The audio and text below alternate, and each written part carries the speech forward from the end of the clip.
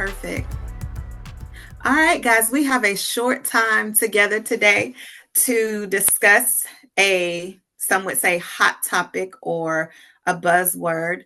But for those of us that are in education, we know that equity is more than a hot topic or a buzzword. We know that it is a necessity in our early childhood programs and throughout a child's education, as well as us as adults. We need to have equity in our workplaces, in our schools. That's just where we are. And I say welcome. I am Consuela Carter, and I will be your guide today. We'll have a few interactive sessions, and then we'll also have 2 handouts, which are from the National Equity Project that will be emailed to you that you can share, keep, however you like to use them. They are yours. So we're going to jump in. And as you can see, this is our class. This is our time together for our next, till 2 o'clock, our next hour together. Thank you. All right, next slide, please. This is me. This is who I am. I'm not going to go in detail because it's not the most important thing. Just know that I am here to facilitate our process together. Please try to be as open and honest as possible, but this is a vulnerable topic, so I may not delve too deeply into it with you, but whatever you feel comfortable in sharing, please share. If you'd like to know more about me, my information will be shared at the end. Thank you. All right, next slide. Okay, here are our objectives today.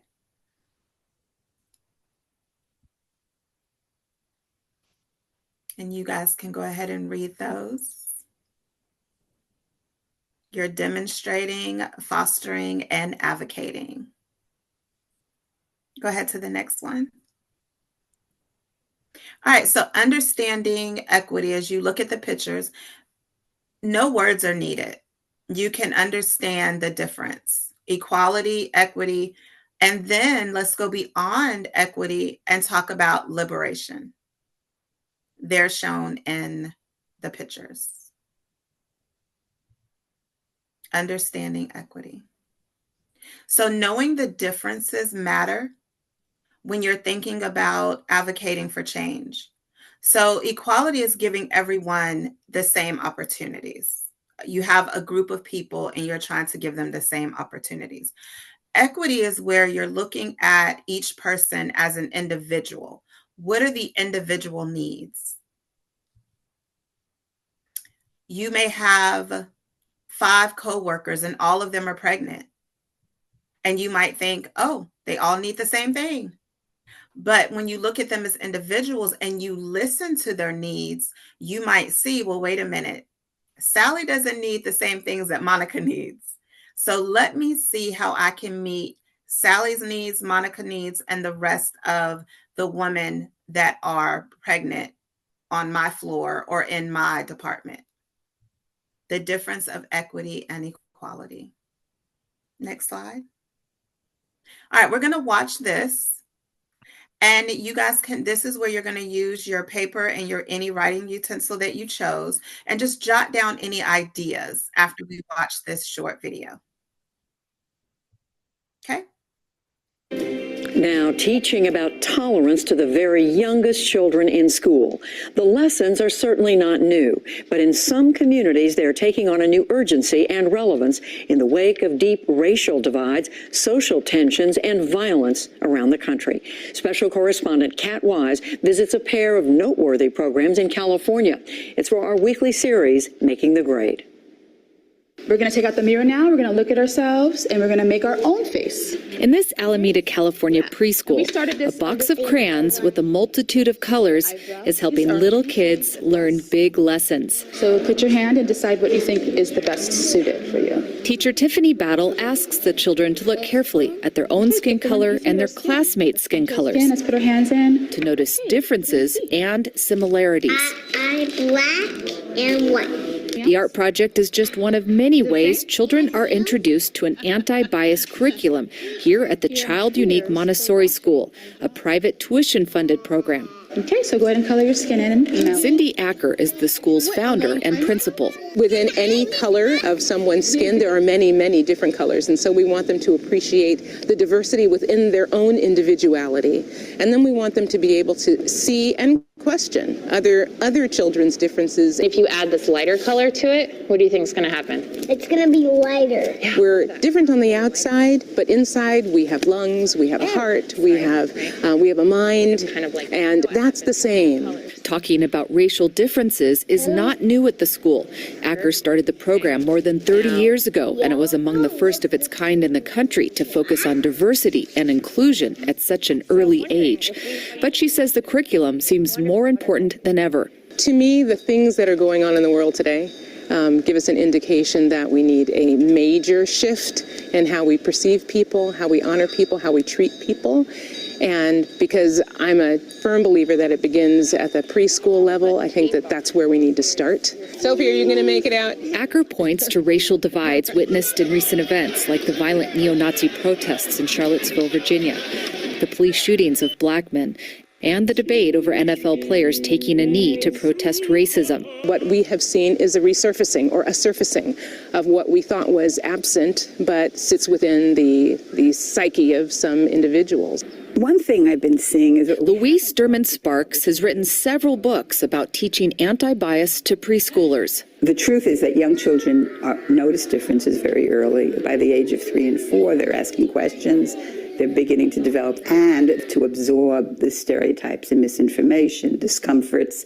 Don't like to call it prejudices. It's kind of like pre-prejudice. So the myth that they aren't noticing, the idea of being colorblind, actually harms kids. Sturman-Sparks says preschool teachers who talk about the differences and similarities among their students create an environment where misinformation and fears can be addressed. For instance, if you have dolls of different types and a child refuses to play with a doll that's got dark skin, teacher can say, how come you don't want to play with so-and-so? And depending on what the child says, you can then decide to help overcome whatever the discomfort is. We are all different. That's exactly the atmosphere teacher Francesca Conterno hopes to create for her students at a public preschool. Look at this boy. What's different about his eyes compared to his? His eyes are blue. Yes. His eyes are blue. And I see Mariana's got blue eyes. And you made blue eyes in your picture up there. What about Kim? What color are Kim's eyes? Black. Yeah, they're definitely black. Conterno teaches 3- and 4-year-olds in the Hayward Unified District. Someone might hear about a program like this and think, gosh, race and racism or highlighting differences, that's not something that should be done in a classroom, especially a preschool classroom. How would you respond? I would say, why not? It's the perfect setting. It is absolutely the perfect setting. We have families in the classroom. It's a safe place. People develop relationships. Perfect setup for honest conversations. Conterno does not ask children directly about fears or misconceptions about race. Instead, she believes materials that highlight equality can provide a powerful message in the classroom. Sturman-Sparks agrees. If most of the books show white people and very few show people of color, then that's a message for all the teachers are white, or if the teacher's white, but the assistants are always people of color. These are all messages to kids about who matters, who's visible, who's not, who has power. Conterno sees the sometimes uncomfortable questions children do ask about race and gender as teachable moments. Too many times you see in classrooms, teachers will respond to that by play nice, or we're all friends in here, when it's a perfect opportunity to go a little bit deeper. So you see how we have one shade of brown. We have even a lighter shade here, right? We have all of these different colors. So I have a feeling there's probably more than 2, right? How was your day? You want to do this with me? Back at the Child Unique Montessori School, parent Shawnee Keck says she chose the program for her 3 children because of its strong focus on equity and social justice. But she says her husband did have questions about the anti-bias curriculum. I have a tall white husband, and he was absolutely concerned, especially for our son who was in the elementary school, saying, does this make him feel worse? Does this make him feel like he might be, somebody that should be feeling bad about his whiteness? And I don't think so. I don't think it's not pie, just because you have a piece doesn't mean somebody else doesn't get a piece. They said you can mix colors. Did you like that? Amitra Mamdui also chose the school for its focus on diversity, but she points out that for 2, 3, and 4-year-olds, the conversation is kept very simple. Of course, you don't start talking about the new Jim Crow or prison industrial complex. You're not starting that at a young age, but just to recognize that, okay, different colors exist because of melanin, and this is natural, and we're all different, but we're also similar. We bleed, we cry, we love. Light a candle for peace, light a candle for love. For the PBS NewsHour, I'm Kat Wise in Alameda County, California. All right, so if there are any comments, anything that just touched you and you want to share, you can put it in the chat, or you can come off mute and just share anything that you found interesting, anything that gave you an aha moment, anything that made you say, you know what, I want to share this video with those that I work with or those in my family. Anyone have anything to add to that? And like I said, you can put it in the chat, or you can actually come off mute and share. I want to give everyone a chance if they have anything. If not, I'm going to go ahead and keep moving. All right. So I want you the piece of paper and something to write with. This is where it will come in handy as well. When I say a word, is that video available? Yes, we can put it in the chat for you. Is that okay, Alicia, if I share? Yep, that's fine. Okay, cool. Deja, Deja is our lovely production assistant. If you don't mind, just put the link in the chat for us. So I'm going to say a word, and then I want you to write the first thought that you have. And thank you for that, Becky. I love that you enjoyed the video. So I want you to think about, when I say the word, the first thought that comes to your mind, okay? And you won't have to share these unless you want to, but this is for you to keep as future reference. Future reference as in our time together, but also later on for you to reflect back on first thoughts that came to your mind, all right? Let's jump in. Depression. What is the first thought that jumps in your mind? Just go ahead and jot it down. Depression. Disability.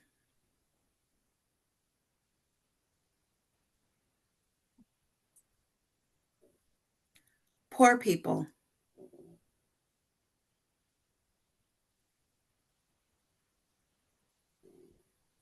Religion.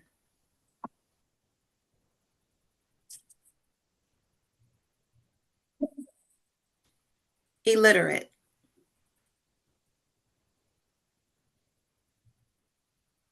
Homosexuality.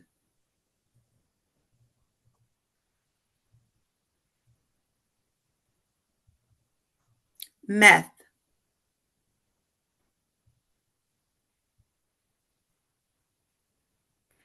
Multiracial.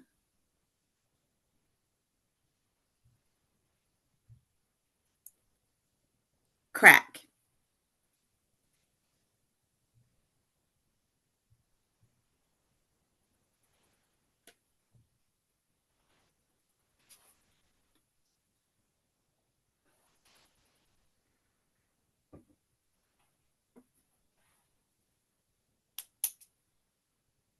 And the last one, rich or well-to-do?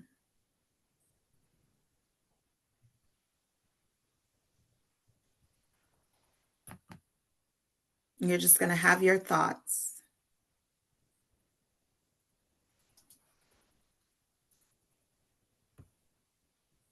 And as you guys are doing that, I'm going to come over to the chat box and see.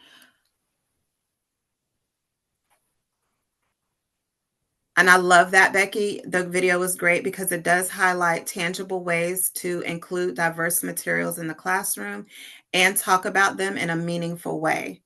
And just while you guys are finishing up your list, those multicultural materials, you don't have to search for them. You can go to Walmart. You can order them off of Amazon. You can actually get some from Staples. Dollar General actually has multicultural construction paper. Go into your Dollar Tree. You can find many multicultural, diverse items at your fingertips, basically. You don't have to go to Kaplan or Lakeshore to order. Okay. All right. Take us back into our video, Deja. Take us into our next slide.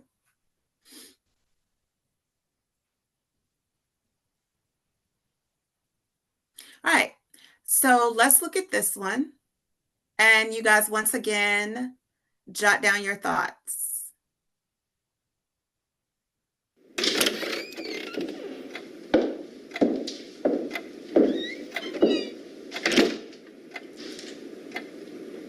Good morning. How are you? Cool. So, can we talk about how you got here?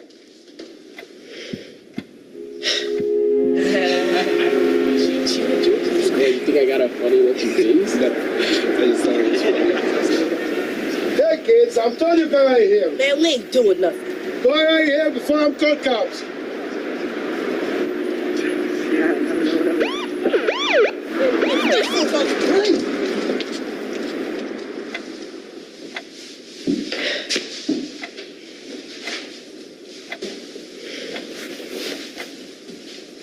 So, you didn't do anything? Nope. Then what's all this? Depends on who's reading it, I guess. Well, looks broken. Skateboarding, huh? Yes. Is this the first time you've hurt yourself? No, I get hurt all the time. At home? At home? He hurt himself skateboarding at the park. Okay, ma'am. I'm going to have a counselor come in and speak with you. A counselor? For what? He's okay. Boy, I done told you them tricks were gonna put you in the hospital. I'm sorry.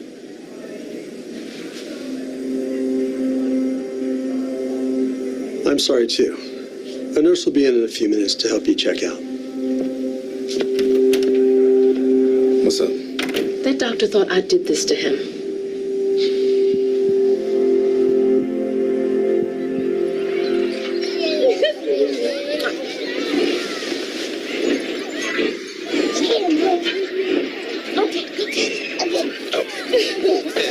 How you doing?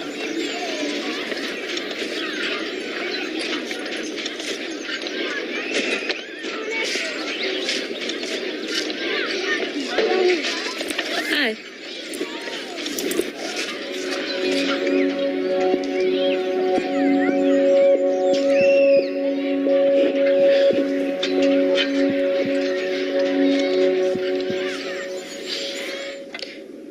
It ain't fair. Fair has nothing to do with this. This is about you taking responsibility for your actions. Look, I know so many young men just like you that didn't do anything. And yet, most of them are in prison. You don't know me. I ain't going to no prison. If you don't want to end up in prison, you're going to have to get some new priorities and probably some new friends too. Look, you're not getting any younger. You need to get an education so you can get a good job. Like you just like everybody else. You think you see, but you don't see. You see what you want to see. I see what's in this folder. It shows me what you've been doing. I ain't doing nothing. I am not doing anything.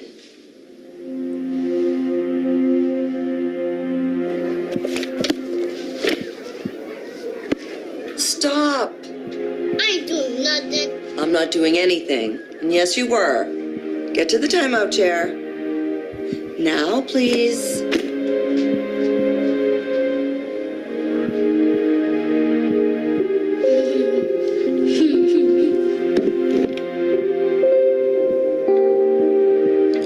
I'm sorry. I am so sorry.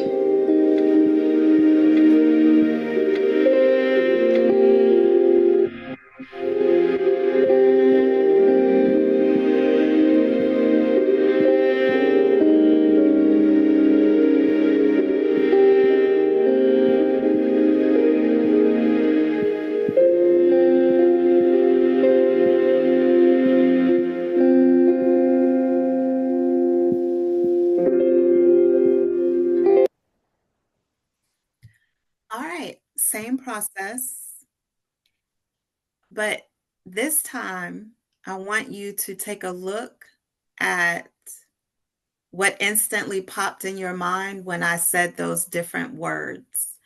And I want you to look at your list and I want you to really be able to identify any biases you may have written down when I said those words. And I'm going to give you an example. Sometimes when we use the word depression, people say weak. It's the first word that comes to, oh, you're weak. What are you depressed for? What do you have to be depressed about? So could that be a bias? So that's what I want you to take a look at. And like I said, you can share in the chat, or you can come off mute, or if you don't feel that our space, because we don't really know each other, we haven't been able to form that bond. So if you feel a little no pressure, you don't have to share, but I do want you to keep it so that you can continuously review it, like I said, during our time together and then later. So does anyone want to verbally share or put it in the chat if you do not? I would like to share about the video that we Go ahead, just saw. Teresa. Welcome, Teresa Smith. Thank you. What came to mind when I was looking at this last video was I recently had a doctor's appointment, and what the doctor said I had taken a series of tests, and what the doctor said to me when he was examining me, he said, "Where you're telling me the pain is not what's showing on the test." He said, "That's why I like to treat the person, not the test." So when I looked at that video and I was thinking about the young man, I guess she was a counselor, I'm not sure. She started out almost like treating him based on his file, not him as the person. Mm-hmm. So that's what it kind of related to what my doctor had said to me. So that was my comment about that last video. Yes, and that is excellent. Yes, she was looking at the file, and the link to the first video is in the chat for you guys. And I love that you caught that. And then I want to ask this question. How many of us become a little irritated? Some of us may come even cautious when we see a group of young taking people on a new urgency and relevance in the wake of deep racial divide. When we see a group of young people, especially young men, and it doesn't matter what race they are, when we're walking somewhere, we get a little apprehensive, especially as females, maybe. So these are things that we can actually begin to look at and say, okay, but then ask ourselves, why do I feel this way? All right, Deja, take us on in. Thank you for sharing, Ms. Teresa. You're welcome. Thank you.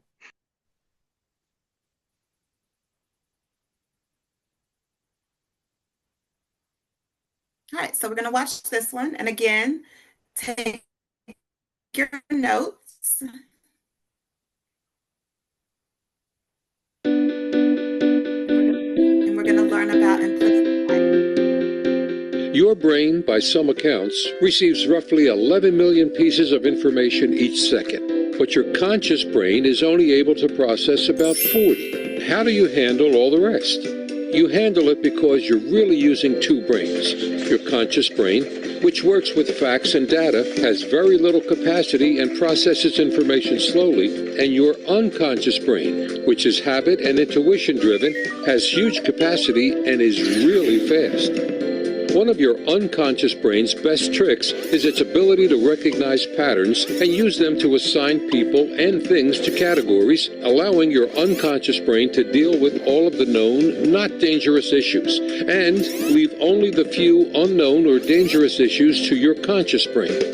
This allows us to recognize a pattern and act on it, rather than having to think about every interaction as if we were experiencing it for the first time. We can glance at that four-legged animal and know if it's a wolf or a cocker spaniel. That recognition allows us to make assumptions about the animal facing us, that the wolf belongs to the wild animal category and is likely to be dangerous, or that the cocker spaniel is in the domestic dog category and not likely to be dangerous. The assumptions we make about these pattern groups are likely to be based on our own experiences, on information we have gained from our culture or background, or from the media we listen to or people we admire. Unfortunately, those assumptions are often wrong. When we categorize people, our brains apply two other tools. One is affinity bias, a hardwired preference to respond positively to people who look, sound, and act like ourselves. Brain imaging scans show that when people are shown images of faces that differ from their own, it activates in milliseconds activity in the part of the unconscious brain that alerts us to possible danger.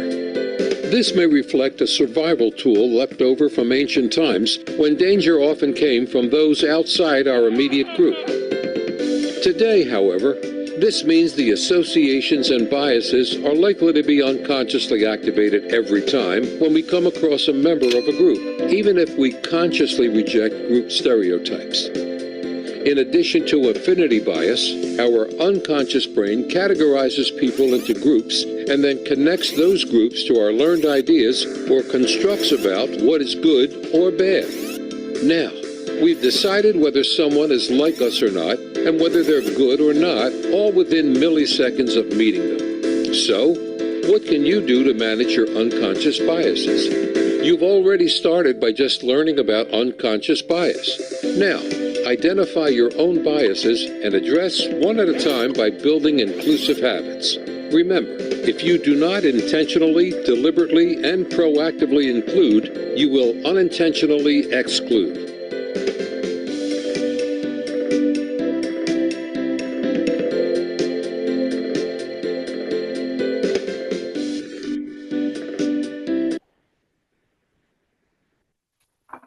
All right.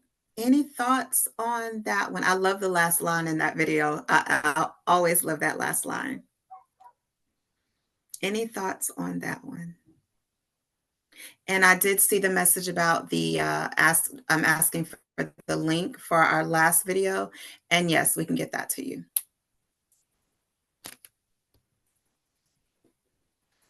Any comments on that video? And again, now you can go back, look at your list of words that you had, and be able to identify, okay, do I have some biases? Do I have some biases? All right, Deja, take us on.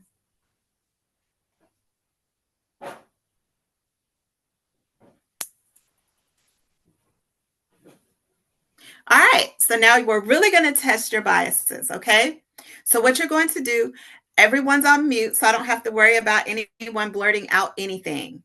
You're going to simply look at the picture. As you can see the picture on the left, you're just going to jot down what you might think. What was the first thing? You see it says your first thought, and then the picture of the gentleman, what's your first thought? You're not going to put a lot of thought into it. Remember, it says your first thought, what pops out at you. However, if you've seen someone that looks like these people, don't share who you think they may look like. Allow others to provide their first thought. So that's all you're doing. Your first thought, what was the first thing that popped in your head, and that's it. Okay? Anyone want to come off mute and share first thought of the young lady? Anyone want to put in the chat their first thought of the young lady? If not, let's move on to the gentleman.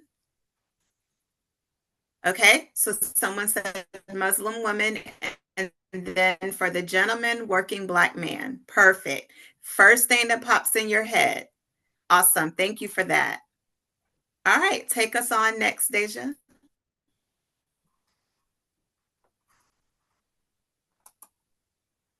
All right, first thoughts. Remember, that's all you're doing. First thoughts of the young lady over here, and then your first thoughts of the gentleman over here. Just your first thoughts. That's all you're sharing.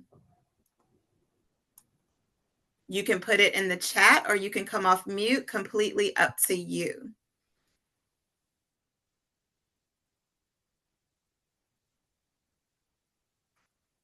First thoughts.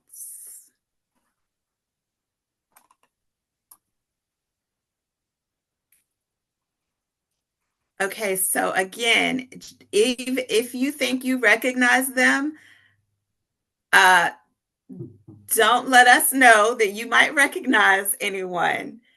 Okay, just what you might think. Okay, tired worker, animal lover. All right, Deja, take us on in to the next one. All right, let's find out about who our young lady is here. Some of you may remember her. That's why I said if you do recognize them, don't let us know that you might recognize them. This young lady, phenomenally brave. She just wanted an education.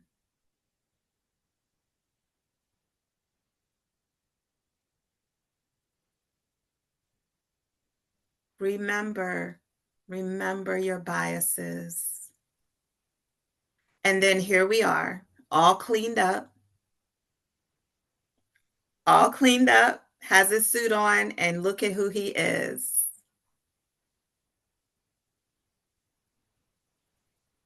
This is time for you to check your biases. If you didn't know who they were, what were the first thoughts that came to your mind? And I'm going to share with you some of the thoughts that others have said. Some have said here, I'm fearful. When I see her, I'm fearful.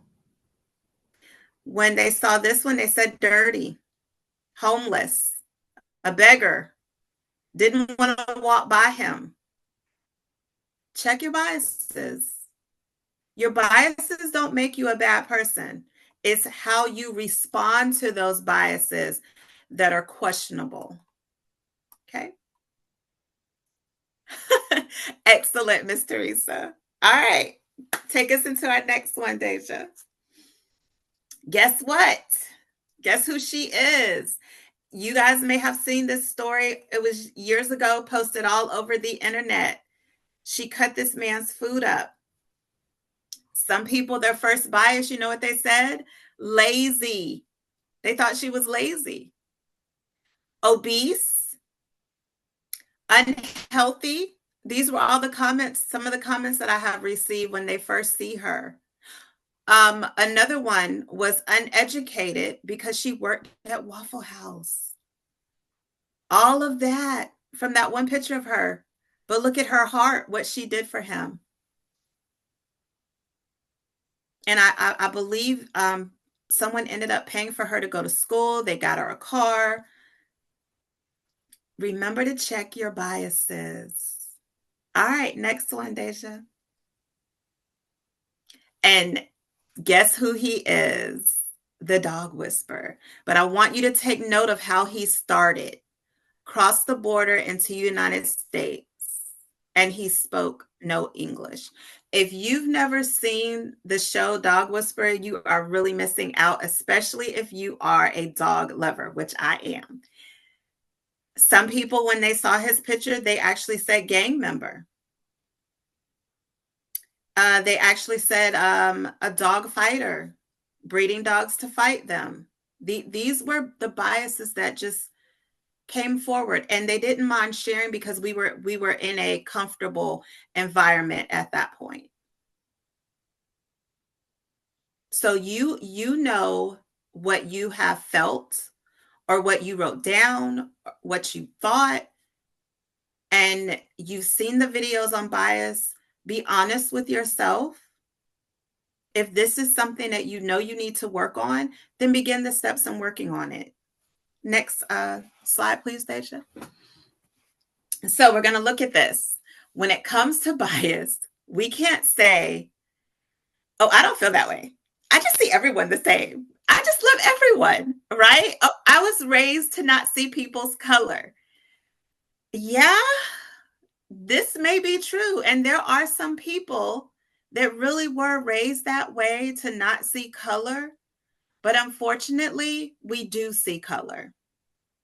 And when we looked at that, and I say unfortunately we do see color, because it can be an unfortunate circumstance for some of us. But then for some of us, seeing color means that we embrace so many diverse cultures and we appreciate them. You notice I didn't say we tolerate cultures, but we embrace so many different cultures.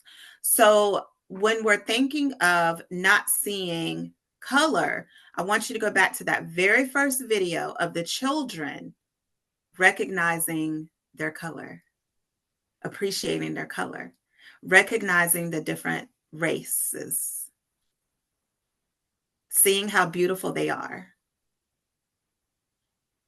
If you say, I don't recognize color, I don't see color, then what do you see? We understand that, but it's kind of an empty statement.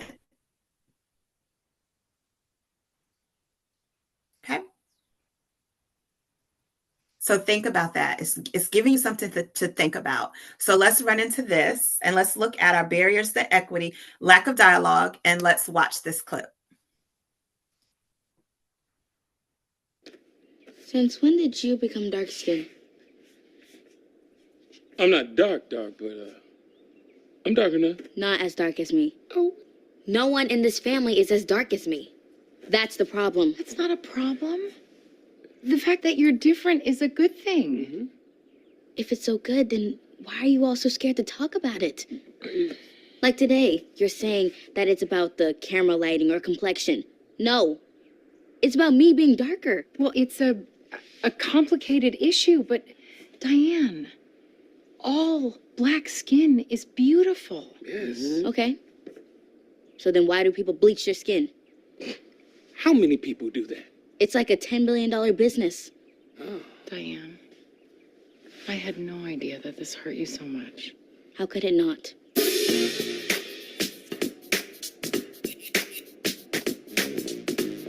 It's everywhere I look. Oh, trust me. Women like us shouldn't wear red lipstick. Try this one. It's everywhere I go. Oh, look at you. You are gorgeous for a dark-skinned girl. It's everyone I talk to. Sweetheart. You see? How you feel bad for me? Well, you know. This is why I didn't want to talk about it. I just don't want to be different.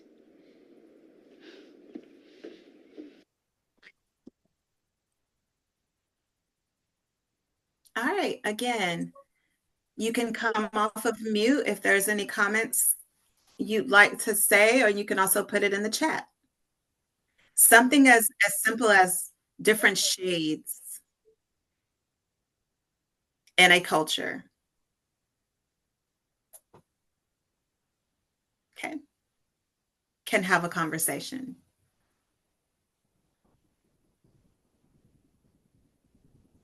All right, go ahead, Deja, lead us in.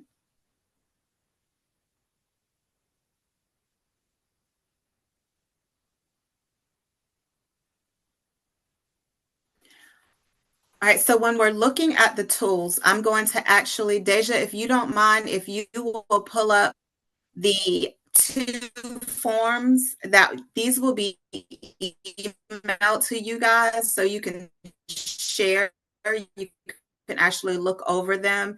You can use them as talking points. Yes, shifting the discourse. These will actually come to you. And Deja, are you able to make them a little bigger? You guys will get a copy of this, so don't worry. These will be emailed out to you from Alicia Carter, okay? And we're not going to go into them for our time is short together, but these are to help you be able to understand the importance of equity just a little further. And like I said, it's something that you can actually share with your colleagues, and it comes from the National Equity Project. And so you can actually go on their website and you can see, oh, thank you, Patty. She says, thank you for these. And you guys can actually see the work that they're doing as well. And maybe your organization would like to partner with them. All right, Deja, take us back into our presentation, and those will be sent out to you.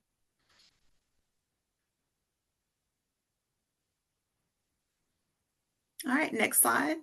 All right, so breaking the barriers means initiating change.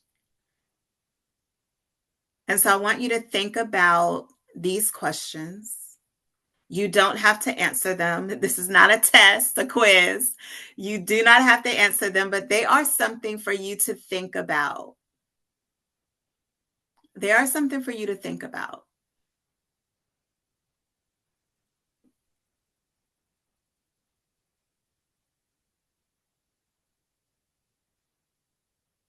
And so when you think about that question, given how I am different or the same as the people I am serving, some of you might not have the same background as even the people that you are working with in your environment, or the people or the communities in which you serve. But that shouldn't be a barrier. You can break that barrier. It says here, initiating change. You can initiate that. Something as simple as, my favorite song is Anything by Prince. Okay, let's just start. I love Prince.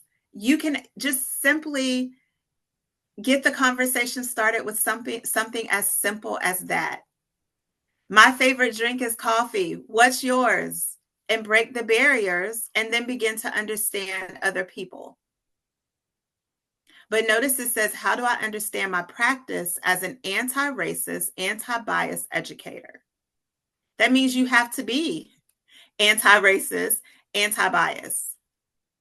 And so we had a short time together, but hopefully what I've done is give you some pieces to think about that causes you to reflect on yourself as one, as a person, two, as a professional. Who am I? Do I need to initiate some changes within myself? All right, Deja, take us into the next slide. And then when you're doing that, that leads to what? An honest heart. And honest hearts produce honest actions. I'll tell you, the most exhausting thing that you can do in your life is put on different masks. I'm going to be this way around Emily, and now I'm going to be this way around Teresa, and now I'm going to be this way around Pat. And you're wearing so many different masks that it's exhausting. By the time you get home, you're like, I'm exhausted, because you never were yourself, because you continuously switch up. But if you come to terms with who you are as a person, what can we change? Yourself. Change your heart so that you produce honest actions. And you won't be so tired or confused sometimes in wearing different masks. All right, Deja, next one. And then our closing thoughts. Hopefully you enjoyed the videos. They gave you something to think about. But what I really want you to think about is equity goes beyond race. There are so many lenses to equity that takes us beyond just race. And I love that, Dot. We too often are used to wearing those masks. Take the mask off so that when you take it off, there's not ugliness underneath. It's truly a beautiful picture. Deja, take us back into the presentation.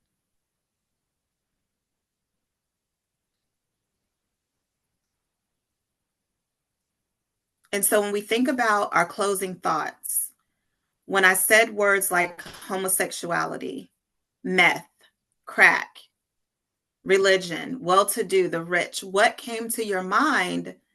Was it a certain race? What came to your mind?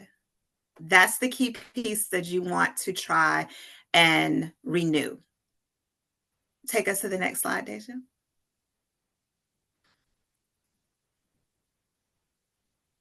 So I want us to understand that shifting, thank you, Teresa. I want us to think about shifting the discourse. It's not you or them, it should be us. And especially as educators, it should be us working together in these times. These are truly critical times that we are encountering. And the only thing that brings us together, I know it's going to sound really cliche, but we have to recognize, one, that we're not perfect. There's not a perfect person. So being able to look at others and see the greatness in them and then embrace it, and we come together. You see someone sitting by themselves. One of the videos, Implicit Bias, said, if you don't include others, then you will exclude others. So you see the person that is sitting by themselves, they don't go to lunch with anyone, say, hey, get to know them. There might be a reason. Get to know them. Next slide, Deja. So this is an original right from the start. Those of you that are in Georgia, by the way, I'm in Georgia. I don't know where everyone else is, but I'm in Georgia.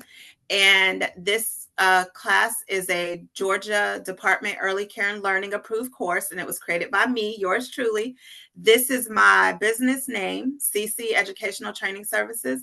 And I travel not too far, just to let you know, but I do travel somewhat. And I love doing what I do. So if you'd like your organization to learn more, please feel free to contact me. Not to be shared nor duplicated. And next slide, Deja. And then these are just a list of television shows. We don't advocate the content of the television show or advocate the television show at all. But these are really good episodes to watch to bring an awareness. And some of these actual sitcoms really can help you understand biases and struggles. Fresh Off the Boat, Mixed-ish, Blackish. Some of you are familiar with these shows, The Goldbergs, Chicago PD, and Law and Order Special Victims Unit. And yes, I see that I need to capitalize. And I just caught those. I caught my typos. You guys don't hold that against me. I said none of us are perfect. So just being aware that there are television shows that can kind of bring an awareness. And that's what we're trying to do. Here are the references. And the links that you guys asked for were shared in the chat.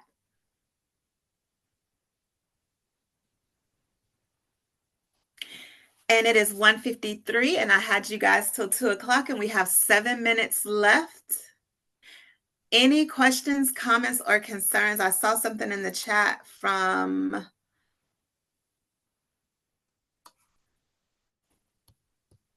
and thank you, Teresa. She says she enjoyed this webinar, would like to know how to extend this topic. Is this something that you offer? Yes, it is. Deja, do you mind? Well, I can do it really quickly. I'm going to put my email in the chat if you guys would like more information. Please reach out to me and stay in touch.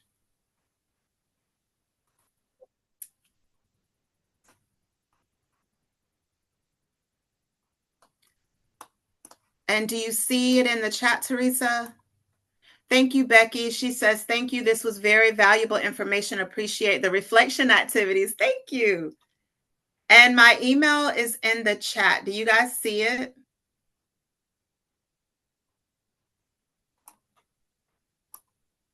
Good. Thank you, Teresa. So you guys, you have my email. Please stay in touch. You can find me on Facebook, Instagram, LinkedIn, which I call Lycadin. I used to call it Lycadin. So you can find me and stay in touch. And I'm glad that you guys enjoyed it. There will be the link for video 2 is in the chat, and the link for video 1. There will be a evaluation that will be emailed to you, as well as the handouts from today. I appreciated all of you. Anything, Alicia, that you would like to add? No, thank you everyone for joining us today. As always, thank you, Consuela, for hosting and facilitating just another amazing webinar. You always do us justice with your topics. You.